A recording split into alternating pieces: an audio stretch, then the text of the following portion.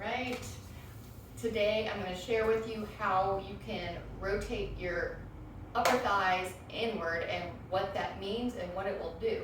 So what the rotation of your thighs, most people don't know this, but their upper thighs are rotated outward, and what that does is tucks your tailbone under.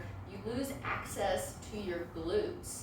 So people start getting gluteal amnesia when this happens, and it's no matter how they train, they just can't build the glutes up, and we need our glutes. So I'm going to teach you how to unravel the fascia that is keeping you stuck where you are so that you can access the glutes, so you can have more functional movement and less pain in the low back. So it's going to free you up by breaking open the fascia that is keeping you stuck. So one thing I'm going to show you to illustrate this is a seated position. So come to a seat, and when you're molding the fascia, I really want you to grab the meat and pull. So it's not, we're not treading lightly here. We're really grabbing the meat and we're rotating it around the bone. So really grip your flesh, grab the muscle, grab the fat, grab everything and pull it. It's like you're rotating the flesh all the way around the bone. We're really molding. We're using our arms to help us. So this is part of the exercise. I teach this to some people and I just see just a mild pulling. No, that's not going to do it. However, I do understand in the beginning your flesh might be so tight that it doesn't move very much. So do your best, keep working it and try it, and you'll be able to feel this freedom eventually. So I'm sitting basically on my sits bones, and I'm going to take both of my hands and I'm going to grab, and I'm grabbing deep and all the way through. See, I'm touching internally.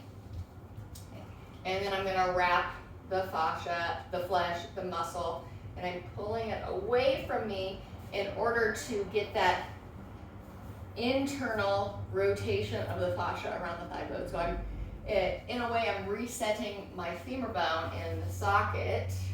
I can wiggle around to help me do that. I'm going to keep my toes down, and when I've got this really firm wrap, I can lean back, and it feels so light. Pay attention to your belly here. There's a softness and opening. I don't have to grip or strain, and I can create that inward curve of the low back that creates space. All right, let's try the opposite to illustrate how it doesn't feel as freeing the opposite way. Okay, so take the flesh and take your hands, grab the flesh, and then give yourself an external rotation. So when you do this, and then you try to lift your heart, hi Steve, and get some openness, you won't feel the same freedom. In fact, you may feel gripping in your hip flexors. I'm sure that's not very comfortable. I feel it when I do that, and it's not comfortable at all. So for the longest time in the old style yoga class, we would practice boat pose, and I really hated it because it was just too much for my hip flexors, which in most people are really, really tight and overstrained. So and that's a result of the tendency to externally rotate the thighs, right? You don't have the power of the posterior chain when you're doing that. So hold them from the outsides and rotate them in, and then there's no gripping in the hip flexors. It's just freedom here. And you may wonder, when would be a good opportunity to do this? And the answer is all the time, in every single movement you're doing. So even in this seated position, I can externally rotate. Internally rotate. Good. And then I'll feel more free and open in the belly. And you can try the opposite. So tucking the tailbone under, rotating the flesh of the thigh externally. Okay, so it may be more comfortable at first. You might be really used to this, but look how shorter I got. My belly is caved in now, and if I do want to sit up tall, it's not as comfortable and it's not as sustainable from the side. if I've externally rotated, I've got some rolls going on in the front of my belly, which if that bothers you, this could help. If it doesn't bother you, then that doesn't matter, but it's compressing your ribs and your breath. So let's try the opposite. Rotate outward, and you can do this sitting on a block. I actually recommend it on a block, especially if you're not too flexible in the hips yet. So pulling the flesh out, rotating the flesh and the fascia around the bone, and this, believe it or not, this will help shape your legs as well. It can reduce cellulite, so this physical manipulation.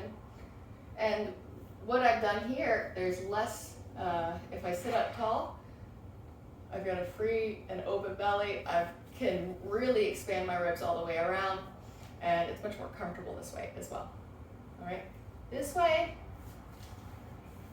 when they rotate externally, it's not that it's uncomfortable, but this is putting us in the C-shaped curve, which is a position where most people are living their lives. And the result of that is everybody's got a sore back, everybody's hurting, everybody's having their hips replaced, okay? So we're gonna do the opposite of that. We're going to do the opposite of our pattern of external rotation, and we're going for the internal rotation.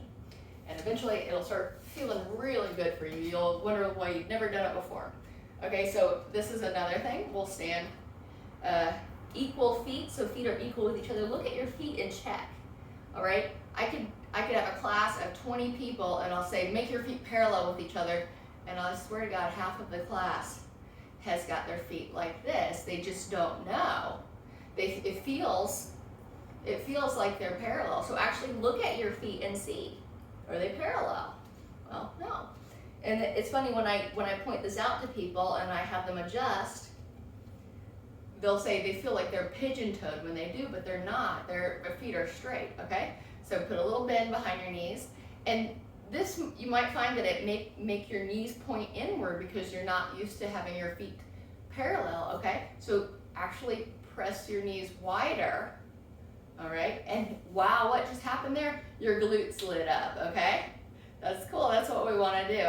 We want to access the backside of the body. So I've got this activation going on here. You wanna feel it some more? Okay, let's feel it some more. So let's step your feet a little bit wider and swivel one heel outward and then bend the knee. So both knees are bent, okay? And now we're gonna take wrap and grab. So wrap and rotate. Wrap and rotate. It's not easy, it's a little bit hard, so you're exercising with your arms to help you get this rotation. So the pattern will have your knee wanting to wide. That's easier to do, I know it is. All right, but we're gonna go against the pattern and rotate inward rotation, okay? Woo.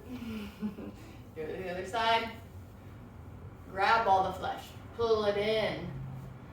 Pull it in. This will change your body. Okay? And once you feel it, you're like, ah, that's it. Can we do it seated? Yes, we can. Let's give it a try. So sit down in your chair. And grab the flesh. Pull it out. Rotate it in. Grab. Pull. Rotate around the bone. Now you can be light and sit up and tall. Nice. Yes, we can do it when we're crossing the legs as well. All right, and we'll try the opposite just to prove the point once more. So rotate it in the outward rotation, and you can see I start to sink. My ribs start to sink. When I do that, it's all related. My low back went flat. No curves. No curves. There's a mono curve going on. It's one curve, okay? So let's try to take it the other way. So we're gonna untuck, rotate inward.